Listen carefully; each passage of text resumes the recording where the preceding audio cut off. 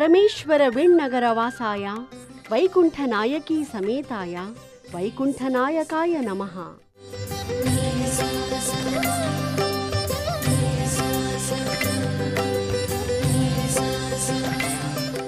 పరమేశ్వర విణ్ణగరం ఇది పల్లవరాజులు నిర్మించినట్లు చరిత్ర చెప్పే పరమేశ్వర విణ్ణగరం. వైకుంఠ నాయకితో చేరి శ్రీ వైకుంఠనాథుడు ముకుంద విమానంలో వేంచేసి ఉన్న ఈ క్షేత్రాన్ని తిరుమంగయ్యాళ్వార్లు పాడారు. తపస్సులో నిమగ్నుడైన పరమశివుడు తనకు తెలిసిన 64 కళలను మరచిపోయాడట. దుఃఖంతో పరమపదనాథుణ్ణి ప్రార్థించాడు శివుడు. స్వామి నిలచిన, కూర్చున్న, శయనించిన రూపాలలో దర్శనమిచ్చి మరచిన కళలను స్మరింపజేశాడు.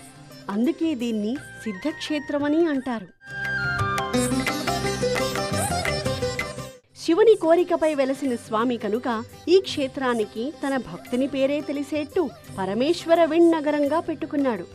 తర్వాతి కాలంలో పల్లవరాజుల వంశంలో విరోచనుడనే ఒక రాజు ఉండేవాడు. సంతానం లేని ఆయన శ్రీహరిని ప్రార్థించి 2 పుత్రులను పొందాడు. పల్లవుడు, విల్లవుడు అని వాళ్లకు పేర్లు. తమ్మునితో కలిసి పల్లవుడు మంచి భక్తుడిగా భగవత్ సేవలు చేస్తూ ఉండేవాడు. తండ్రి తరువాత రాజ్యం పొందిన పల్లవుడు అశ్వమేధ యాగం చేసి శ్రీహరిని సంతోషపెట్టాడు.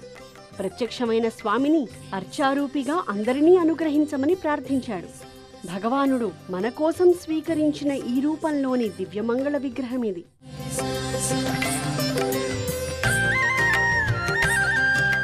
మరచిపోయిన విద్యలు పొందడానికి, మతిమరపు తగ్గడానికి ఈ స్వామిని సేవించి, ఆరాధించి ధరించవచ్చు. మనపై కరుణారసాన్ని కురిపించి శక్తివంతులను చేయమని ప్రార్థిద్దాం.